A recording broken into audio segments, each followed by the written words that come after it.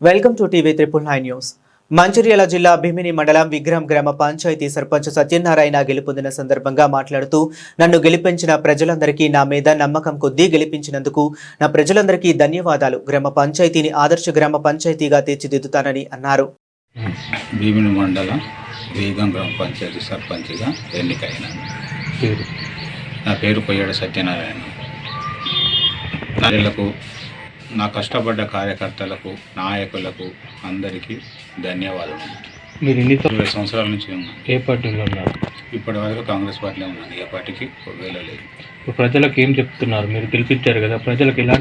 మన రాష్ట్రం నుంచి వచ్చే ఇందిరమ్మ ఇండ్లు కానీ, పింఛన్ విషయంలో కానీ, రేషన్ కార్డులు కానీ ఏవైనా సరైన టైంకు ఇప్పించగలను. గ్రామంలో ఏ ఇబ్బంది అయినా, ఏ అవసరం పడ్డా ఎమ్మెల్యే గడ్డం వినోద్ గారి దృష్టికి తీసుకెళ్ళి నేను నిధులు తీసుకువచ్చేటట్టు చేస్తాను. నేను ముఖ్యంగా సేవ చేయడానికే రాజకీయాల్లోకి వచ్చాను. ఏ క్షణమైన, ఏ రాత్రి అయినా అందుబాటులో ఉంటాను.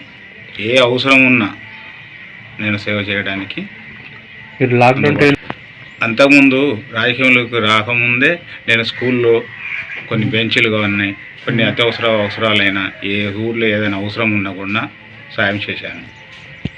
నేను ఇంకా మెజార్టీ ఎన్ని మెజార్టీ ఓట్లు? 290. ఓకే. మీ ఎలక్షన్